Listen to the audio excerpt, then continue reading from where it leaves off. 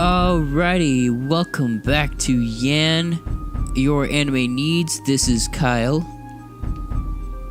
And this is also Chris that is with me. Hey! We're at Yan number 9. I think I said that already. I have a very bad memory sometimes. But we are here to talk about anime again. And boy, have I looked forward to it, because there's not a whole lot of people I can talk to on that one. I did fortunately find someone to talk to about it in the family, but he's so far ahead of me, and the topic is fairy tale. He reads the manga, and he pretty much spoiled the rest of it for me. I'm like, but, hey, stop it. Shh. I want to figure it out myself. And he already said it, and I'm like, dang it. So, eventually, well, I knew that Natsu and Zareth, okay, spoiler alert, Natsu and Lord Zareth are brothers. Dun dun dun. Yeah. And that was ruined for me a couple months ago, and then just recently, another spoiler alert that actually surprised the living daylights out of me. The Book of END. My cousin asked me, do you know what each letter means? And I said, no, I'm not there yet.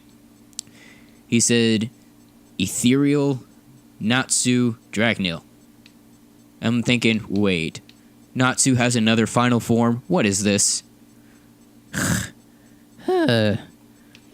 So, fortunately, he didn't tell me of what was going on beforehand and who beat who and all this, that, the other. Though, I think I brought this up in the last Yan, but I'm so mad at Ignil right now. He was there the entire time from episode 1, but he was hiding in Natsu, and he didn't do anything to help anybody whenever they were on Terujima, or I think that's the name of the island. So why was he just hiding there not doing anything? Stupid. Well, I don't know why he was hiding. He was, and Natsu is yet to find out himself, because Ignil was telling Natsu, if you get that book away from that guy, which was the Book of END, then I'll tell you everything that you want to know. Hands down. But you're not allowed to open the book, and you're not allowed to burn the book. Just steal it away from him and give it to me. And he's like, alright, I can do this. And the guy that he's trying to steal the book from is Mard Gear. And his curse magic is actually kind of weird, because he has thorns and vines going everywhere. And he was shocked that Natsu was dodging every last one of them. He's like, whoa, this is the first time that this dude's seen my curse power, and he's doing actually good. This is bad. So then Sting and Rogue showed up, and they say, oh yeah, Natsu, we can help. And Natsu's like, no. Ignil gave me this mission. I need to do this on my own. This is my duty. And so Sting and Rogue did a reverse psychology thing going, and they said, oh, well, let's make a game out of this. Whoever can beat that guy first will get the book. And of course, Natsu is like, I got this, man. So he accepted their help without saying that he needed help. I'm like, hey, Sting, Rogue, that's good thinking. Good job, guys. But I am worried about Face, though. And I don't know what happened, because one episode, 0000, it got to the all 0 point and it said Face on, but then whenever I got to the next episode, it said that it still had another 18 minutes. I'm like, what happened? The chick that was able to turn back time died already, so she couldn't have done anything. So, I guess that might have been a glitch, or I might have to go back and try to go all the way to the beginning and try to see what happened there. The Book of End? Lord Zareth had written it or had created it, and guessing from the spoilers that I've been hearing, it is basically the awakening power of Natsu, and Natsu turns into a demon. Oh, wow. But still fighting for Fairy Tail, obviously, or hoping that he's still fighting for Fairy Tail. But also seeing from pictures, like I looked it up, like the Book of E&D and all that on Google. That was my first mistake, because it showed Natsu's new form. I'm like, oh, that's interesting. And Gray is my hero right now because he froze all. Loxus was fighting the same guy twice, and the guy was going to pull his trick again with dispersing himself into anti-magic particles, and if they inhaled it, if any wizard inhaled it, they would be poisoned and eventually would die. After finding out what happened with his dad, and oh man, that was so sad. Before we go any further, how far have you gone? Huh? How far are you with Fairy Tail right now? I can't even watch Fairy Tail right now. So. Okay. Well, long story short, Gray finds out that his dad was killed by Deliora, but a necromancer was controlling his dad and kept him alive all this time. Well, while his dad was alive but dead, he learned Devil Slayer magic. Oh. And so then he also made it, since it's Gray's father, Silver is his name, since Silver was like, hey, I'm already an ice wizard, let's just make this ice Devil Slayer magic. Sure enough, he made it so. So ever since then, he's been trying to plot to go against Tartarus, but he was never able to do so. And I got so mad at his father because his father started twisting his words into Gray's mind, saying that, oh yeah, Deliora, remember him? Yeah, I'm your father. And that hit me, and that hit Gray. I'm like, wait, what? That monstrosity of a demon is Gray's father? No, that doesn't add up right. Sure enough, he lied. It wasn't the truth. And Juvia ended up being the one that killed the necromancer, and before Gray's dad had passed on, his father had passed down the Devil Slayer magic to Gray. And Gray's like, I like this power. It's nice and strong. And after Gray got himself all collected, made sure his tears were dried up, he started trying to find the others. Well, he found Gajil, Loxus, Lucy, Natsu, Levi, and I think that might be it, as far as that group goes.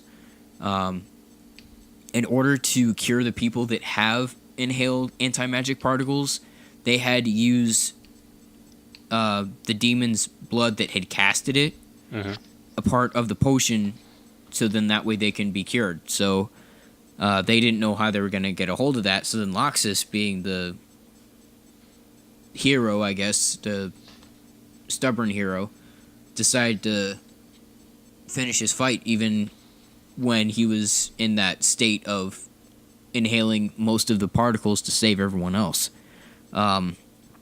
He attacked this demon, ended up winning, hitting him so hard that he coughed up his own blood, and it landed on Loxus's coat, and then Loxus just tossed it to the side to Gajil, saying, here, you need this. And so then the demon, before he died, he like, hey, I'm going to do the same thing twice. I'm going to disperse myself into the air and make all of you sick. Well, then Gray walks up behind, and after the fact that all the particles are in the air, Gray freezes every last one of them. Oh, wow. With just his presence. I'm like, huh, hey, Gray, you got some nice powers there. So then everyone was saved then. I don't know what's happened to them now, but I think they should be on their way back to everyone else to where they can get healed again and they can heal the ones that are sick. But yeah. As far as I did come across some dates for anime conventions. And let me find the link. There it is. And I was very happy to see that one of the locations is relatively close by me. And I'm in this little town called Highland, and there's St. Louis, and I'm about like 45 minutes away from it. So, somewhat close, I guess.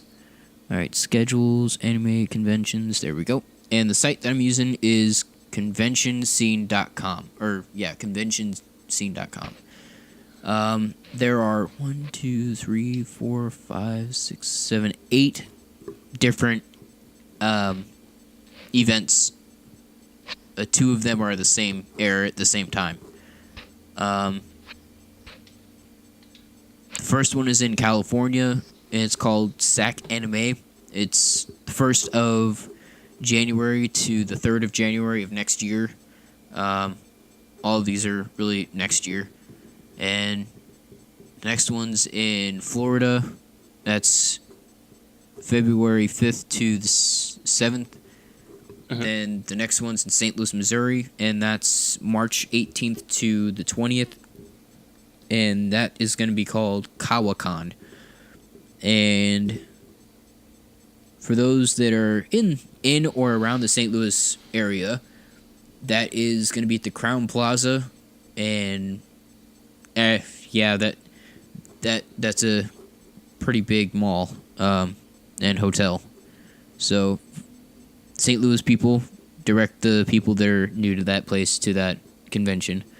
The next one after that is in Texas, and that is March 18th, also March 18th to the 20th.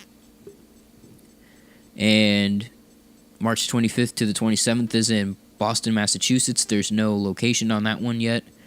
Next one is Atlanta, Georgia. No location.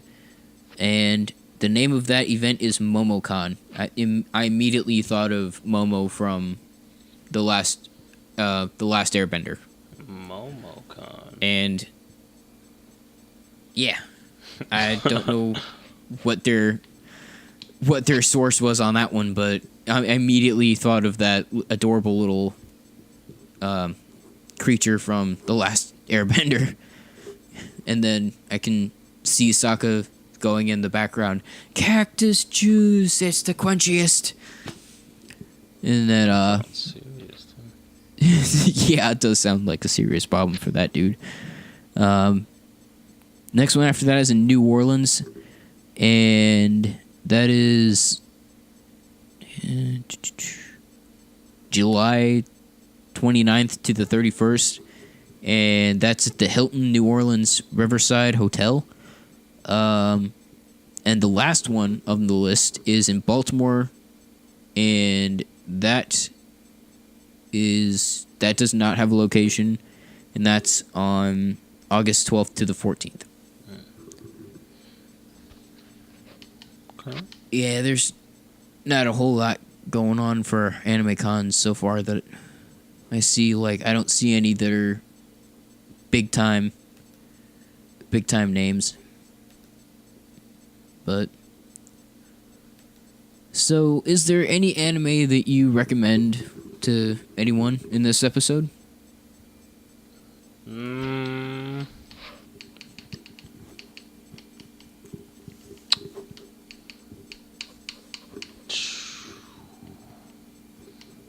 what did I was watching? Oh yeah, there's one anime called Black Lagoon. It's old, but it's really good, and it's on Hulu. It Okay. has 2 seasons and 5 episodes of an OVA, which I just finished, which Wow. is flipping amazing.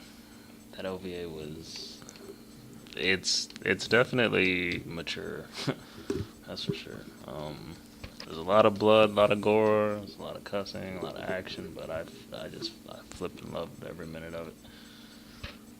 It kept me entertained, and I powered through it and unpinned it from my Xbox Home. But Black Lagoons, it's really good.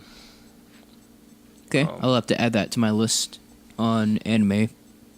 As far as anime that I choose for this episode, I would have to say One Piece. One Piece still, huh?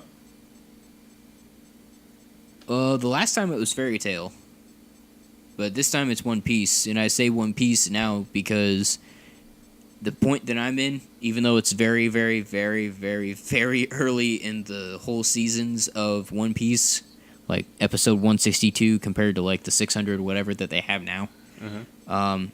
The main reason why I chose One Piece is because One Piece is, comma in between there. They have a showing in Japan on December 19th. I'm assuming their time. And I saw a lot of characters on there change. Like, their apparel has changed considerably. Like, Usopp has a new hat, and so does Chopper, and they have 2 new members, and I'm like, whoa, One Piece, you're way ahead of where I'm at. This is insane. So, but One Piece, it does seem kind of cheesy and corny to some people, but it does have a good storyline, and Luffy does have a very good heart, and he makes sure that no enemy is going to beat him down. And spoiler alert for the ones that are watching it and are still in the early episodes, Fire Fist Ace, for one, he's awesome. 2, he's a part of the pirate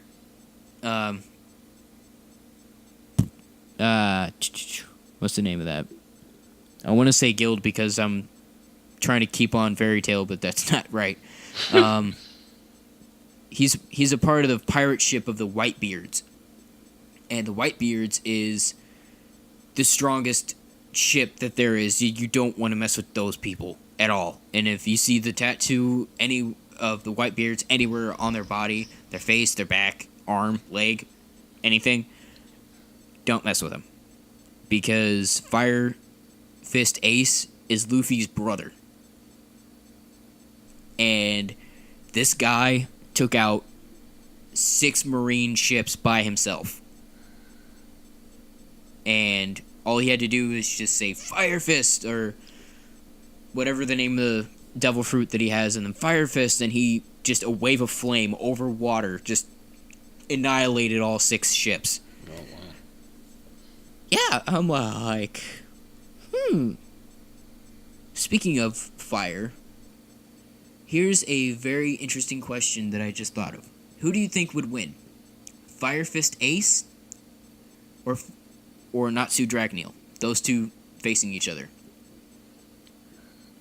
I'm running on limited knowledge of each, so you may have to. Okay. Well, what we do know is that Natsu is able to consume fire and use it to his ability, or use it to his advantage, and it can strengthen him up. However, Fire Fist Ace, he also has the power of, I think, the Plume Devil Fruit, I think it is, and he's got immense like, he becomes fire himself. So from my standpoint, it seems like it would be a draw, but the more I think about it, it's probably going to be Natsu that is going to win, because all Natsu would have to do is just say, oh, you're fire, let me eat you. And then it would pretty much be over after that point. Once Fire Fist Ace is inside of Natsu's belly, and he's like, "Fire dragon roar," and boom, gone. There goes the city. I guess that could be something that I could try to send a request for those people that say Deadpool versus Deathstroke. That was an interesting battle, actually, and Deadpool was the one that won. So, all right, well, I can't really think of anything else to say in this episode because not a whole lot's really going on. Winter's coming around, and Christmas is on its way, so there's probably going to be more material to work with around Christmas. But there's something that needs to be discussed. Now that you finished Bleach, up to what is it?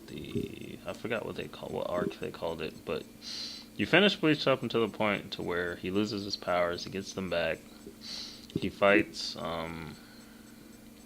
with his Fullbring powers, and then after that fight, he gets his Soul Reaper powers back. Like after that fight, and it continues on. But the argument is where we are now in the manga. People are saying that the Dangai Ichigo that fought Aizen is stronger than where I am right now. I would have to make the case that Ichigo is ridiculously overpowered. Did you? I know you saw that fight. Did you see that fight? No, you saw that fight. Aizen versus Don? No, Aizen versus Dangai. They call him Dangai Ichigo because he trained with his father within the space that they were traveling to. Soul Society. It's called the Dangai. Yeah, I saw that fight. Yeah, that was my favorite fight. They call that Dangai Ichigo. Ichigo toyed with Aizen that fight. I feel like he didn't have to lose. You know, he didn't have to use funnels. Like Ichigo could have just like completely overpowered him if he really wanted to, which he did, but he lost his powers in the process. My thing is, Ichigo should have just whooped him without losing his powers, because that Ichigo is ridiculous. Absolutely, I couldn't believe it. I was immediately blown away. I was like, wow, this guy, look at what he's doing to this so-called person who's transcended all beings, whatever he wants to call himself. And Ichigo's just like, yeah, hand in your face. Oh, my sword just sliced that whole mountain. My sword did that, not yours. Yeah. Well, I can actually see where the debate is going on that one, because I think Ichigo, in my opinion, is stronger of where he's at now than he was back then. The reason why I say this is because the Soul Reapers put some, if not like most of their spiritual pressure within a certain sword or entity of a sword. And you have the head captain, you have Zaraki Kenpachi, you have Byakuya, you have Renji Ibara, you have everybody partaking in that one sword. Kenpachi by himself is overpowered. That was to jumpstart to get his powers back. It wasn't necessarily like, let us transfer all of our energy to you. And now it makes sense. It was like, here, we're going to jumpstart you so now you can get your own powers back. Because a little bit later on, you find out like he awakens some other powers, and it's just like, what have I been reading up until this point is what you'll be thinking. And then he starts fighting with that, and it's crazy. But the only point I'm making is just that the Dangai Ichigo, compared to the Ichigo now, was just so I'm like, how is he shouldn't be losing any fights because of the way he trained. And when he fought Aizen, I was like, oh my, Aizen couldn't. Aizen used Hado, I think it was like Hado number 99 or something. I think it was either 98 or 99. He encased him in the black coffin, or like the black rectangular it was like thing. And with one swing of his hand, Ichigo just destroyed. Bare hand, mind you. Bare hand. I was like, dude, what are you gonna do? Ichigo was just like, yeah, swing. Bruh. And this Bruh, is the you Ichigo know that not. has he has slightly longer hair.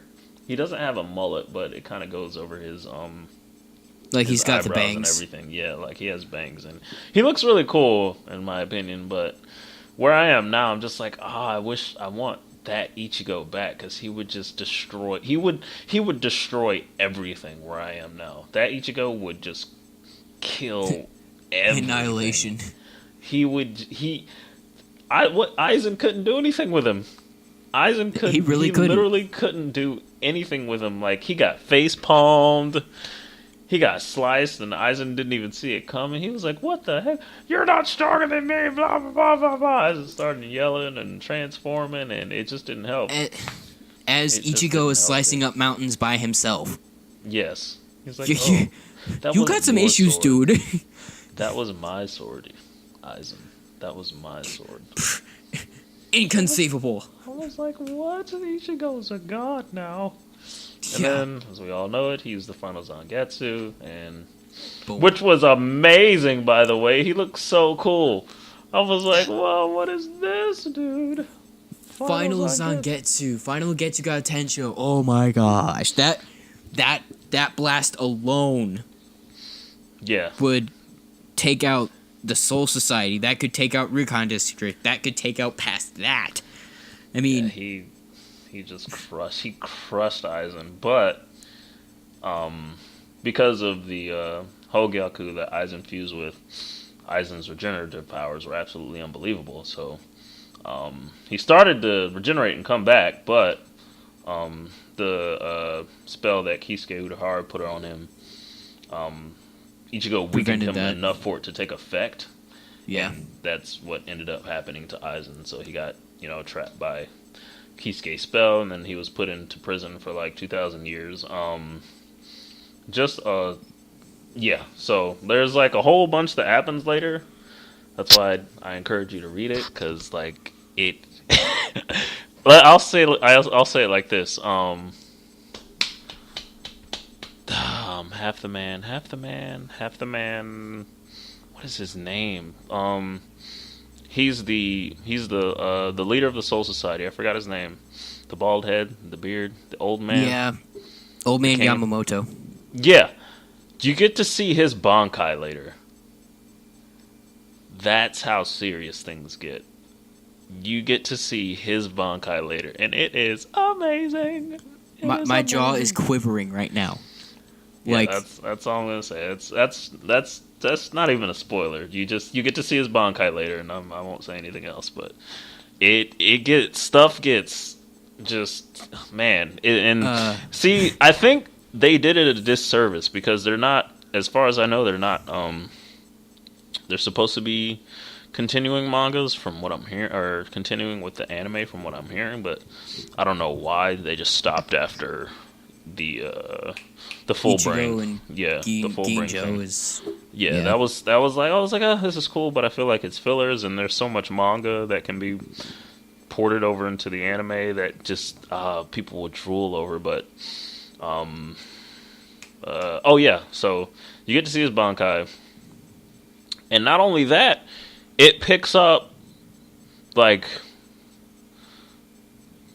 so much with Ichigo's mom and like his bloodline and the Quincy's, that like that's the next arc, is the Quincy's, and that's where the manga is right now. It's dealing with that age-old war between the Quincy's and the Soul Reapers, and you get to understand like so much history on what happened in the development of the Soul Society, and it's so good. And I just feel like it's being done a disservice because we're not being able to see that in anime. Like, you have to read it, which is good, but man, gosh, if you could just watch it. Oh, that Ichigo versus Aizen fight, oh my god, That would have been nothing, assuming that compared to...